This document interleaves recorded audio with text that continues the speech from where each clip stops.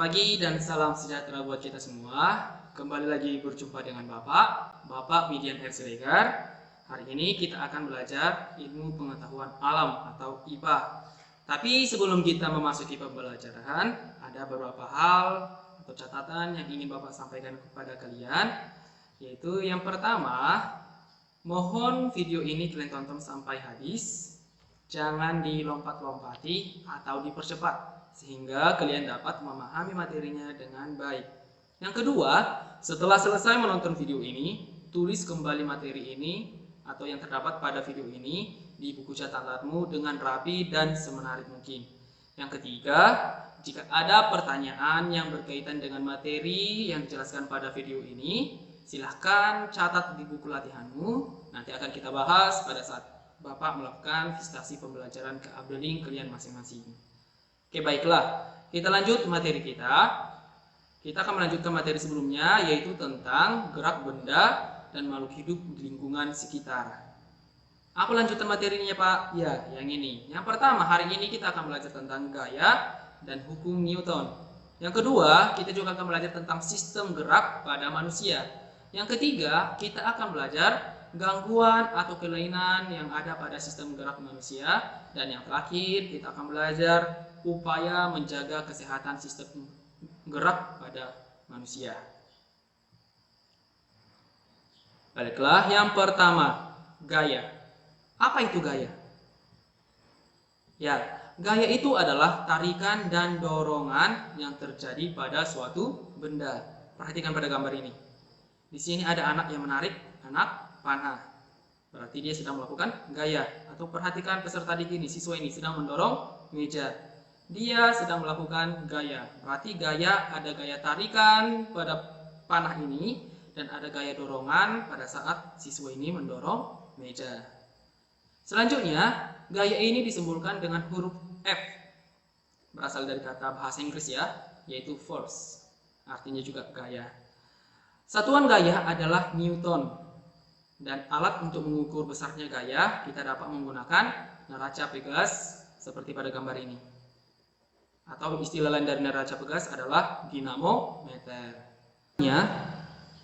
Apa pengaruh gaya terhadap suatu benda? Ada beberapa hal yang menjadi pengaruh gaya terhadap suatu benda. Yang pertama, gaya dapat mengubah bentuk suatu benda. Contohnya adalah pada saat kalian memegang sebuah roti yang awalnya rotinya bentuk bulat, tapi setelah kalian tekan itu akan berubah bentuk. Yang kedua, gaya dapat mengubah arah dan kecepatan suatu benda. Misalnya adalah pada saat kalian menendang bola dari operan teman kalian yang awalnya arah bolanya mengarah kalian, kemudian setelah kalian tendang itu akan mengarah ke teman kalian. Selanjutnya, pengaruh gaya dapat menyebabkan benda diam menjadi bergerak. Contohnya pada saat kalian mendorong meja yang awalnya meja diam, tapi setelah kalian beri gaya dorongan, maka mejanya dapat bergerak. Selanjutnya, yang terakhir dapat menyebabkan benda bergerak menjadi diam. Kebalikan dari yang sebelumnya ya. Jadi gaya dapat membuat benda bergerak menjadi diam. Contohnya apa? Ketika kalian menangkap atau menahan sebuah bola yang awalnya bola itu bergerak, tapi setelah kalian tahan dengan menggunakan kaki, maka bola tersebut akan diam. Itulah beberapa pengaruh gaya terhadap suatu benda. Selanjutnya, gaya pada benda. Gaya pada benda itu kita pelajari dulu tentang jenis-jenis gaya. Jenis-jenis gaya ini ada dua. Yang pertama ada gaya sentuh dan yang kedua ada gaya tak sentuh. Apa gaya sentuh? Contohnya gaya otot, gaya pegas, gaya gesek, dan gaya mesin. Ini contohnya. Artinya gaya sentuh ini gaya yang terjadi ketika adanya sentuhan. Sedangkan yang kedua gaya tak sentuh, sesuai dengan namanya gaya tak sentuh. Berarti gaya yang terjadi ketika tidak ada sentuhan. Contohnya apa? Ada gaya magnet, gaya gravitasi atau gaya tarik bumi. Yang ketiga ada gaya listrik dan yang keempat ada gaya berat. Selanjutnya kita akan belajar tentang resultan gaya. Apa itu resultan gaya? Resultan gaya adalah perpaduan atau jumlah dua gaya atau lebih. Nah, ada dua gaya kita jumlahkan, itulah namanya resultan gaya. Contohnya perhatikan pada gambar ini. Pada gambar yang di atas, yang A ini, itu ada gaya ke arah kanan. F1, F2, F3. Tadi kan Bapak jelaskan sebelumnya bahwa simbol gaya itu adalah F. Berarti ada gaya 1, gaya 2, gaya 3. Jadi berapa resultannya? Resultan tadi adalah jumlah. Karena searah, berarti kita tambahkan. Tinggal gaya 1 ditambah gaya 2 ditambah gaya 3. Sedangkan untuk yang B ini itu berbeda arah. Untuk gaya yang pertama itu ke arah kiri. Sedangkan gaya yang kedua ke arah kanan. Berarti berapa resultan gayanya?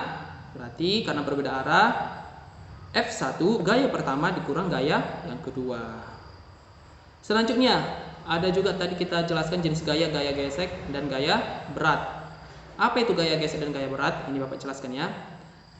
Gaya gesek ini itu adalah gaya yang terjadi ketika adanya dua benda yang saling bersentuhan. Contohnya apa? Contohnya ban mobil dengan jalanan aspal. Itu akan menyebabkan gaya gesek. Bisa nggak kita cari besarnya gaya gesek ini? Bisa. Ini formulasinya atau rumusnya ya. Dengan rumus sigma F sama dengan M kali A. Apa itu F tadi? Ya, betul. Gaya. Kemudian M apa? M massa, satuannya kilogram. Satuan gaya tadi apa? Newton. Bagus. Sedangkan yang A itu percepatan benda, seperti yang kita pelajari sebelumnya ya. Satuannya meter per sekon kuadrat. Itulah untuk mencari besarnya gaya gesek. Berarti F dikurang FK. FK itu gaya geseknya, atau gaya dikurang gaya gesek sama dengan massa dikali percepatan. Kita pakai yang ini ya, untuk mencari gaya geseknya. Paham sampai sini? Oke, kita lanjut. Selanjutnya adalah gaya berat. Gaya berat itu disimpulkan dengan W. Satuannya Newton juga ya. Intinya satuan gaya adalah Newton. Bagaimana mencarinya? M kali G. M itu tadi apa? Massa, satuan kilogramnya. Sedangkan G itu gravitasi. Karena berat itu berpengaruh dengan gravitasi bumi. Semakin berat suatu benda, maka gaya gravitasinya akan semakin cepat sampai ke pusat bumi, gaya tarik buminya ya. Untuk besar G ini, percepatan gravitasi ini besarnya 9,8 meter per sekon kuadrat, atau biasanya dibulatkan menjadi 10 meter per sekon kuadrat. Sampai sini paham? Ya, Bapak harap paham ya. Selanjutnya adalah hukum Newton. Hukum Newton ini dibagi menjadi 3. Ada hukum pertama Newton, hukum kedua Newton, dan hukum ketiga Newton. Kita bahas satu-satu ya. Yang pertama, hukum 1 Newton. Hukum 1 Newton ini menjelaskan tentang sifat benda yang cenderung mempertahankan keadaan awalnya, atau disebutnya dengan istilah kelembaman. Untuk ilustrasinya, perhatikan pada gambar berikut ini. Oke, perhatikan. Ada sebuah mobil putih di atas truk merah. Mobil putihnya dalam keadaan diam, berada diam di atas truk merah.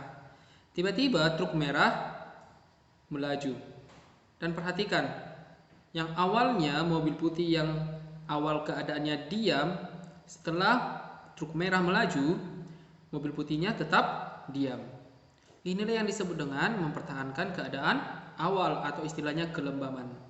Atau dapat dirumuskan dengan sigma F sama dengan 0. Artinya gaya yang bekerja pada benda ini, mobil putih ini, itu sama dengan 0. Itulah untuk hukum 1 Newton. Selanjutnya adalah hukum 2 Newton. Bunyinya adalah jika ada resultan gaya yang bekerja pada sebuah benda, akan dihasilkan suatu percepatan dalam arah yang sama dengan resultan gaya. Oke, perhatikan ilustrasinya. Jadi sesuai dengan hukum 2 Newton ini, jika ada resultan gaya yang bekerja pada sebuah benda, oke, ini bekerja pada kuda yang berlari. Oke, perhatikan. Ketika kudanya berlari, itu akan menghasilkan namanya percepatan.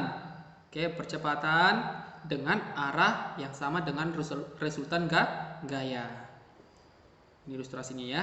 Itulah untuk hukum 2 Newton. Selanjutnya adalah hukum ketiga Newton. Apa bunyi hukum ketiga Newton?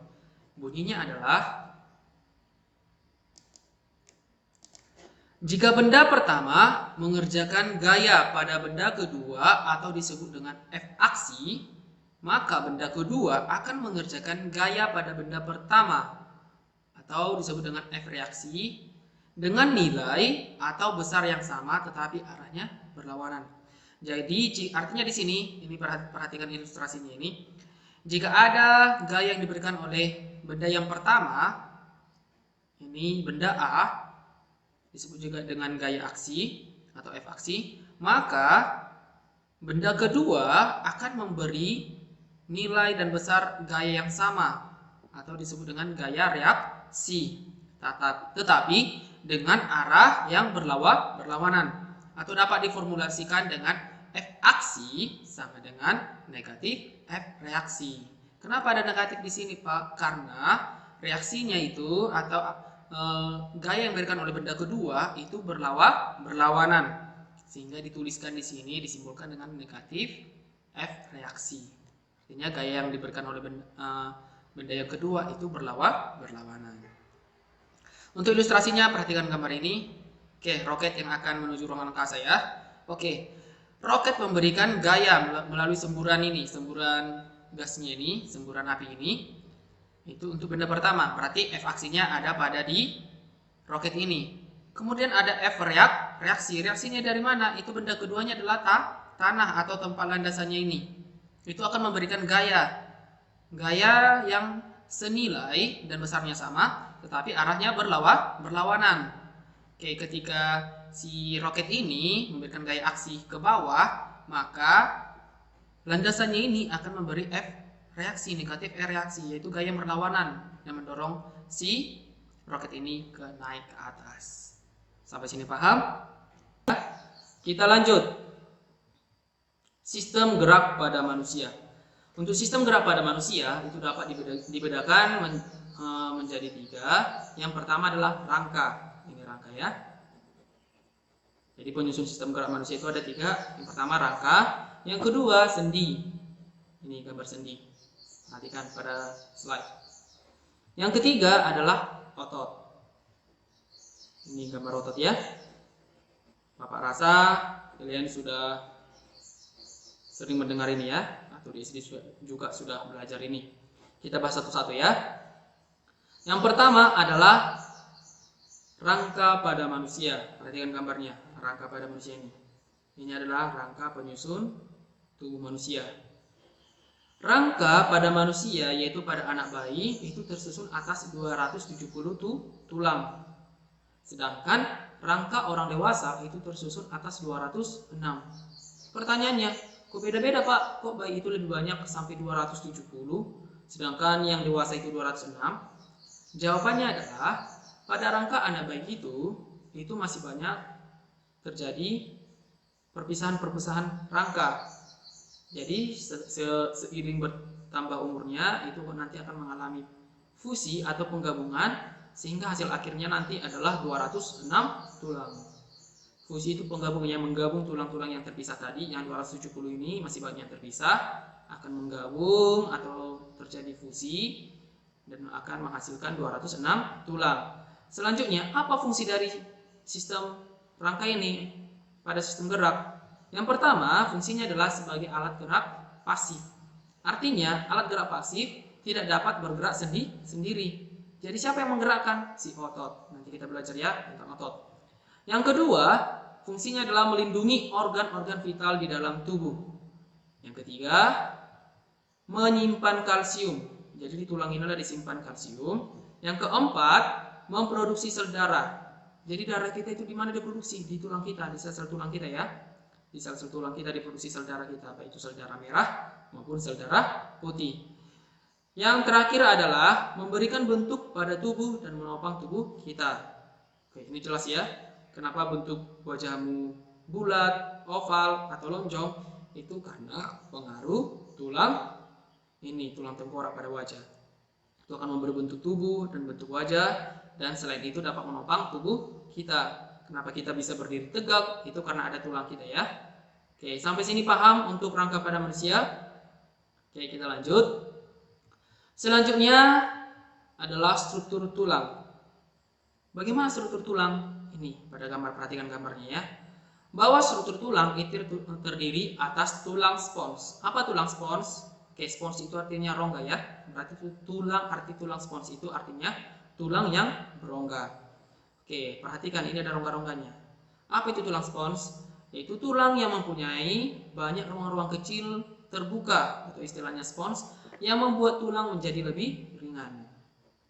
Dan disinilah tempat sumsum tulang kita. Oke. Struktur tulang yang kedua adalah tulang kompak. Yang mana tulang kompak ini? Pada bagian pinggir ini ya, yang wujudnya keras. Oke, tulang kompak ini mengandung sel-sel tulang dan juga pembuluh-pembuluh darah. Selain itu juga mengandung zat kapur, fosfor, serta serabut elastis. Oke, zat kapur dan fosfor inilah yang membuat tulang kita keras. Jadi tulang kompak ini disebut juga sebagai tulang keras. Selanjutnya adalah periosteum. Apa itu periosteum? Periosteum ini adalah membran yang menempel dengan kuat pada permukaan tulang. Pada gambar ini ya, periosteum. Ini nampak ya, berupa membran atau lapisan yang menempel dengan kuat pada permukaan tulang. Selanjutnya adalah sumsum tulang. Ini sumsum tulang. Sumsum tulang itu apa? Yaitu jaringan berlemak yang mengisi ruangan atau saluran pada tulang ini. Jaringan berlemaknya ya, mengisi ruangan tulang. Sumsum tulang ini ada dua. Yang pertama adalah sumsum merah. Sumsum merah ini terdapat di antara tulang spons. Yang ini tulang spons ya. Disinilah sumsum merah tulang. Apa fungsinya? Fungsinya adalah untuk memproduksi sel darah merah atau istilahnya adalah eritrosit. Oke, yang kedua ada sumsum kuning. Ini sumsum kuning. Di mana letaknya Pak? Letaknya terdapat pada saluran tulang. Ini saluran tulangnya. Berfungsi untuk apa? Untuk memproduksi sel darah putih dan juga sel-sel lemak pada tubuh. Oke, bagian struktur yang terakhir adalah ada istilahnya kartilago. Kartilago ini disebut juga jaringan tulang rawan. Artinya jaringan tulang rawan ini tidak mengalami pengerasan. Jadi tidak keras ya. Terdapat pada ujung tulang, yang ini ujung tulang, atau terdapat juga pada telinga kita, hidung, dan saluran pernapasan. Selanjutnya kita akan belajar macam-macam tulang. Ada berapa macam tulang? Ini ada macam-macam tulangnya ya. Ini berdasarkan apa Pak? Berdasarkan bentuk dan ukuran. Yang pertama ada tulang panjang. Misalnya tulang lengan. Ini tulang lengan humerus ya. Ini tulang lengan, tulang paha, tulang betis, dan lain-lain. Artinya tulang panjang berarti bentuknya panjang dan ukurannya panjang. Ini tuh ya. Yang kedua adalah tulang pipih. Tulang pipih berarti bentuknya pipih. Contohnya ada apa Pak? Tulang dada. Ini tulang dada ini. Atau istilah biologinya sternum. Yang ketiga adalah tulang pendek. Berarti ukurannya pendek. Misalnya apa? Tulang ruas jari atau falang, ruas jari tangan kita ya. Ini tulang pendek, perhatikan jari kalian. Nah, ini ada tulang pendek-pendek ya. Dan yang terakhir adalah tulang dengan bentuk tidak beraturan. Berarti bentuknya tidak beraturan ya. Contohnya Pak, misalnya yaitu tulang punggung. Istilah biologinya vertebra. Yang ini tulang punggung, yang ini tulang punggung. Vertebra bentuknya tidak beraturan ya. Sedangkan tulang ruas jari kaki atau falang atau tangan itu ini bentuknya pendek. Kita lanjut perkembangan tulang. Pertanyaan selanjutnya, Pak, mengapa manusia bisa bertambah tinggi? Itu karena tulangnya mengalami perkembangan ukuran dan volume. Volume apa? Volume situ ya, si tulangnya, sehingga seseorang individu atau manusia akan bertambah tinggi. Oke, bagaimana perkembangan tulang Pak? Ini kita bahas ya. Perkembangan tulang, perhatikan gambarnya ini, proses osifikasi tulang. Oke. Jadi awalnya itu beberapa bulan sebelum kamu dilahirkan, tulang kamu itu tersusun dari kartilago atau tulang rawan. Seperti yang Bapak jelaskan tadi, bahwa tulang bayi itu lebih banyak daripada tulang orang dewasa. Kenapa? Karena kebanyakan bayi itu memiliki tulang yang tersusun dari kartilago, tulang rawan yang belum mengalami penggabungan. Dan kemudian secara bertahap tulang rawan ini akan mengalami berkembang dan mengalami namanya osifikasi. Osifikasi penulangannya menjadi tulang keras. Ini awalnya tulang rawan, kemudian mengalami osifikasi yang ini, yang warnanya beda ini. Tahap awalnya adalah sel-sel pembentuk tulang atau osteoblas mengisi rongga tulang rawan. Ini sel-sel pembentuk tulang ini atau disebut dengan osteoblas ini mengisi ruang tulang rawan. Setelah diisi, kemudian dilanjutkan dengan osteoblas akan membentuk osteosit. Oke, ini osteoblas ini akan membentuk osteosit yang ini, atau disebut dengan osteosit ini disebut juga dengan sel-sel tulang sejati atau sel-sel tulang yang keras. Kemudian proses osifikasi dimulai dari bagian tengah tulang. Ini dimulai dari bagian tengah tulang rawan dan kemudian semakin meluas ke seluruh arah sesuai dengan pertumbuhan tulang rawannya. Paham ya? Selanjutnya, pembuluh darah ini akan membawa zat-zat mineral seperti kalsium, fosfor, sehingga tulang mengalami pengerasan dan mengalami pertumbuhan. Seperti yang kita ketahui bahwa kalsium itu sangat bagus untuk pertumbuhan tulang. Oke, selanjutnya tahap terakhir tulang adalah mengalami fusi. Ini Bapak jelaskan tadi sebelumnya ya. Fusi itu apa? Yaitu penggabungan. Apa yang digabungkan? Yaitu tulang-tulang yang terpisah. Yang tadi pada awalnya bayi memiliki 270 tulang, setelah mengalami fusi atau penggabungan itu akan berkurang tulangnya menjadi berapa? Menjadi 206. Kenapa menjadi berkurang Pak? Karena terjadi penggabungan tadi. Kita lanjut. Selanjutnya adalah sendi. Apa itu sendi? Sendi itu merupakan tempat bertemunya dua tulang atau lebih. Oke, pertemuan dua tulang atau lebih itu disebut dengan sendi. Contohnya Pak, ini perhatikan ini. Bertemu antara tulang ini dengan tulang ini, di sini dipertemukan. Inilah disebut dengan persendian atau sendi. Pertemuan antara dua tulang atau lebih. Sendi pada manusia itu ada 3 macam. Yang pertama adalah sinartrosis. Sinartrosis ini adalah sendi yang tidak dapat digerakkan sama sekali. Contohnya pada tulang tengkorak kita, perhatikan ini. Ini ada beberapa sendi ini yang bergaris-garis ini. Itu disebut juga dengan sutura. Itu sebenarnya terpisah, itu merupakan terdapat di sini sendi. Tapi ini sendi yang tidak dapat digerak-gerakkan atau disebut dengan sinartrosis. Inilah sendi yang pertama. Sendi yang kedua adalah amfiartrosis. Amfiartrosis yaitu sendi yang dapat digerakkan namun terbatas. Artinya sendi ini hanya dapat digerakkan sedikit aja. Contohnya apa? Tulang belakang kita, vertebra kita ya, atau tulang punggung. Perhatikan, hanya dapat digerakkan sedikit aja, ke samping, ke depan, ke belakang gitu ya. Itu untuk tulang punggung kita. Ini tadi disebut dengan sendi amfiartrosis, sendi yang hanya dapat digerakkan namun sedikit atau namun terbatas. Sendi yang ketiga adalah sendi diartrosis, yaitu sendi yang dapat digerakkan dengan bebas. Ini contohnya apa? Sendi tangan kita ya. Tangan antara tulang belikat dengan tulang lengan atas. Nah, itu kita dapat menggerakkan tangan kita dengan bebas. Sendi diartrosis ini dapat dibagi lagi menjadi yang pertama itu sendi peluru, yang kedua sendi engsel, yang ketiga sendi putar, yang keempat sendi pelana, yang kelima sendi geser. Sebelumnya sudah kita bahas bahwa sendi diartrosis ini terdiri atas 5 sendi lagi. Ini kita akan bahas satu persatu ya. Yang pertama adalah sendi peluru. Apa itu sendi peluru? Yaitu sendi yang menghubungkan antara satu tulang yang mempunyai satu ujung bulat yang berongga dan yang tulang yang lainnya itu ujungnya seperti mangkok. Jadi artinya di sini perhatikan gambar ya. Satu ujungnya bulat, ini yang bulatnya. Satu ujung tulang yang lain itu seperti mangkok. Jadi bergabung ini membentuk sendi peluru. Contohnya apa? Sendi antara tulang lengan atas dan tulang belikat. Yang kedua, sendi antara tulang pinggul dan tulang paha ini. Tulang pinggul dan tulang paha dan lengan atas dan tulang belikat. Itulah untuk sendi peluru. Yang kedua adalah sendi engsel. Apa sendi engsel? Yaitu sendi yang mempunyai gerakan satu arah seperti engsel pintu ya.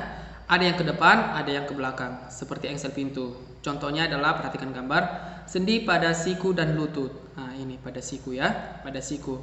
Bergerak satu arah. Ada yang ke depan atau ada yang ke belakang.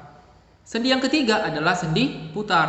Apa itu sendi putar? Yaitu salah satu sendi di mana salah satu tulangnya itu berfungsi sebagai poros pada ujung tulang yang lain berbentuk cincin yang dapat berputar pada poros tersebut. Jadi ada namanya poros dan ada namanya tulang lain yang berbentuk cincin. Jadi berputar pada poros tersebut. Contohnya apa? Ini perhatikan gambar. Contohnya persendian yang terdapat di antara tulang tengkorak dan tulang leher. Nah, sehingga dapat berputar karena ada poros dan cincin tadi ya. Yang keempat adalah sendi pelana. Apa itu sendi pelana? Sendi yang berbentuk seperti pelana yang menggerakkan tulang ke dua arah, yaitu muka belakang atau ke samping. Contohnya apa? Pangkal ibu jarimu. Itu ya. Itu menggerakkan muka belakang atau ke samping, ya. Dan yang terakhir adalah sendi geser. Apa itu sendi geser? Itu sendi yang bergeser di antara atau di atas permukaan tulang-tulang yang lainnya. Contohnya tulang pergelangan kaki kita dan pergelangan tangan. Oke, atau tulang belakang. Sampai sini paham? Kita lanjut. Selanjutnya adalah kita akan membahas penyusun sistem gerak yang ketiga, yaitu otot. Apa itu otot? Otot merupakan jaringan yang terdapat pada tubuh kita yang dapat memanjang atau disebut dengan relaksasi dan juga dapat memendek, disebut juga kontraksi. Nah, perhatikan, inilah sistem otot pada manusia. Perhatikan pada tubuh kita ya. Tadi ada Bapak jelaskan jaringan yang dapat memanjang atau berelaksasi. Perhatikan ini pada gambar ini ya. Ototnya berelaksasi, memanjang. Ini otot bisepsnya berelaksasi. Dan yang kedua tadi Bapak bilang jaringan yang dapat memendek. Ini memendek dia. Atau istilahnya kontraksi. Perhatikan ini. Ini sering kalian lakukan ya. Jadi ketika memanjang disebut dengan ototnya berelaksasi. Ketika memendek, ototnya disebut dengan berkontraksi. Apa fungsi otot ini, Pak? Fungsi otot ini sebagai alat gerak aktif. Apa artinya alat gerak aktif, Pak? Yaitu jaringan yang dapat menggerakkan tulang. Tadi kita bahas bahwa tulang itu sebagai alat gerak pasifnya. Jadi alat gerak aktifnya siapa? Si otot ini. Si otot inilah yang dapat menggerakkan si tulang. Otot pada manusia ini dapat dibagi menjadi tiga, yaitu ada otot rangka, otot jantung, dan otot polos. Akan kita bahas satu persatu ya. Yang pertama adalah otot polos, otot rangka, otot jantung. Apa ciri-ciri ketika otot ini, Pak? Ini akan kita bahas. Yang pertama, untuk otot polos, letaknya itu pada lambung kita, uterus, kantong urin, pembuluh darah, dan rahim, atau disimpulkan pada organ-organ bagian dalam. Bentuk selnya atau bentuk serabutnya tidak beraturan. Jumlah intinya 1 untuk otot polos ya. Intinya 1, ini nampak ya. Letak intinya di tengah, perhatikan di tengah ini. Kecepatan responnya lambat, cara kerjanya tak sadar, kemampuan kontraksinya lama, dan warnanya polos. Inilah untuk otot polos. Selanjutnya yang kedua adalah otot rangka. Ciri-cirinya sesuai dengan namanya otot rangka berarti melekat pada rangka. Jadi letaknya pada rangka. Bentuk serabutnya beraturannya jumlah intinya itu banyak dan letak intinya itu terdapat pada bagian tepi. Perhatikan nampak ya, pada bagian tepi. Kecepatan responnya cepat. Cara kerjanya secara sadar, kita sadari cara bekerjanya. Kemampuan kontraksinya itu sebentar, atau otot rangka ini mudah lelah. Dan warnanya itu lurik. Lurik artinya berpola gelap terang. Dan otot yang ketiga itu adalah otot jantung. Otot jantung ini sesuai dengan namanya berarti letaknya di dinding jantung. Bentuk serabutnya beraturan, jumlah intinya 1, letak intinya di tengah. Kecepatan responnya itu sedang. Cara kerjanya tak sadar. Secara kita tidak sadar ya, seperti jantungnya. Walaupun kita tertidur atau tidak sadar bahwa jantung kita tetap berdetak. Kemampuan kontraksinya sedang dan warna otot jantung ini lurik atau ada pola gelap terang juga. Oke, inilah untuk macam-macam otot. Selanjutnya kita akan membahas kelainan pada sistem gerak kita atau apa aja penyakit-penyakit yang terdapat pada sistem gerak kita. Seperti yang terdapat pada gambar ini, perhatikan. Yang pertama kita bahas tentang rickettsia. Ini perhatikan gambarnya. Rickettsia ini terjadi karena kekurangan vitamin D yang membantu penyerapan kalsium dan fosfor sehingga proses pengerasan tulang terganggu. Seperti yang Bapak bilang tadi, bahwa pertumbuhan tulang itu akan terjadi namanya proses pengerasan atau disebut apa tadi? Ya, osifikasi. Jadi, jika kita kekurangan vitamin D, maka penyerapan kalsium dan fosfor itu terganggu. Jadi, kalau udah terganggu, berarti pengerasan tulang juga akan terganggu. Itulah untuk kelainan yang pertama. Penyakit yang kedua atau kelainan yang kedua adalah, ini sering mungkin kalian dengar, osteoporosis. Ini perhatikan, ini adalah bentuk tulang yang normal, ini yang osteoporosis. Nampak ya? Osteoporosis artinya bahwa sel-sel tulangnya itu, matriks tulangnya itu mengalami pengeroposan. Ini disebut juga pengeroposan tulang ya. Osteoporosis disebabkan karena kekurangan kalsium. Osteoporosis umumnya terjadi pada orang tua dan orang dewasa. Mengapa? Karena sel-sel pembentuk tulangnya tadi yang Bapak bilang disebut apa tadi? Ya, osteoblast. Osteoblast pada orang tua itu semakin berkurang. Jadi regenerasi atau kemampuan memperbaiki sel-sel tulang itu sudah semakin menurun. Kelainan yang ketiga adalah artritis. Artritis ini, perhatikan gambarnya, disebabkan karena metabolisme asam urat yang terganggu. Jadi ketika terganggunya metabolisme asam urat ini menyebabkan penimbunan asam urat pada sendi yang menyebabkan sendi menjadi sakit dan bengkok. Lihat. Ini bagian yang menonjol ini berarti di sini ada penimbunan asam urat. Jadi bagian-bagian inilah yang sakit itu. Inilah yang disebut dengan artritis. Oke, kelainan yang selanjutnya adalah fraktura atau disebut juga dengan patah tulang. Ini disebabkan karena tulang mengalami benturan yang sangat keras.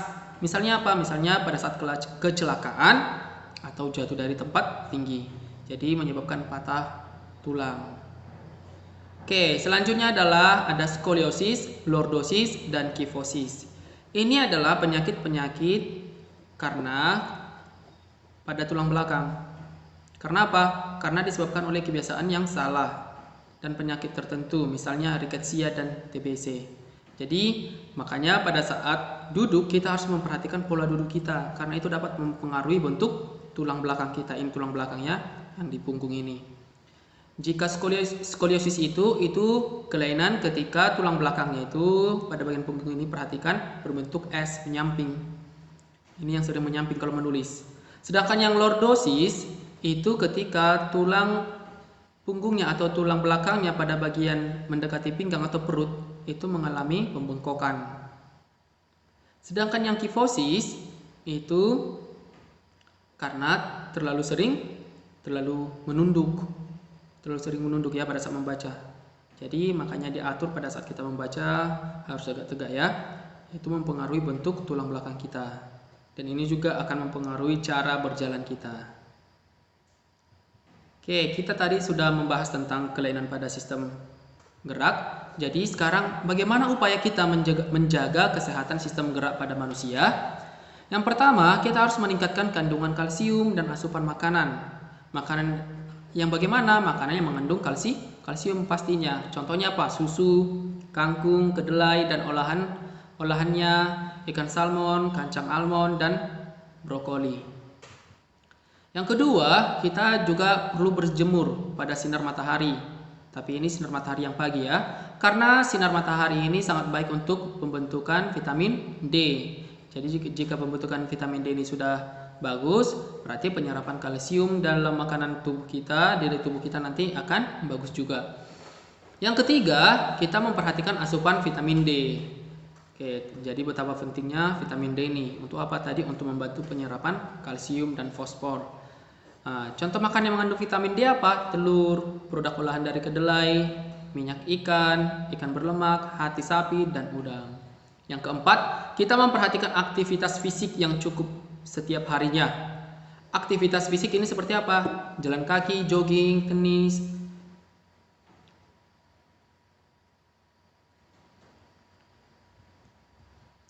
Yang keempat adalah memperhatikan aktivitas fisik yang cukup setiap harinya. Contohnya apa? Jalan kaki, jogging, bermain bola tenis, menaiki tangga. Nah, ini kegiatan-kegiatan ini atau berolahraga ya, dapat membantu terbentuknya tulang yang kuat dan memperlambat proses kerapuhan atau osteoporosis tulang pada tubuh. Jadi itulah sebabnya kita dianjurkan untuk rajin berolahraga. Yang terakhir adalah menghindari kebiasaan sikap tubuh yang salah. Misalnya cara duduk yang benar, itu tulang belakang harus dalam posisi tegak, tidak membungkuk. Saat tidur sebaiknya memakai alas yang datar dan padat agar posisi tulang belakang tetap lurus. Jadi kita harus memperhatikan kebiasaan sikap tubuh kita. Karena kalau tidak akan menimbulkan kelainan yang tadi, ada kifosis, skoliosis, dan lordosis. Demikianlah pembelajaran kita pada hari ini. Harapan Bapak materi yang kita pelajari hari ini dapat kalian pahami. Dan Bapak ingatkan kembali agar kalian mencatat materi ini, materi pada video ini dengan rapi dan semenarik mungkin. Dan jika ada pertanyaan, catat di buku latihanmu nanti pada saat Bapak kunjungan atau visitasi kita bahas. Atas perhatiannya, Bapak ucapkan terima kasih, tetap semangat, selamat pagi.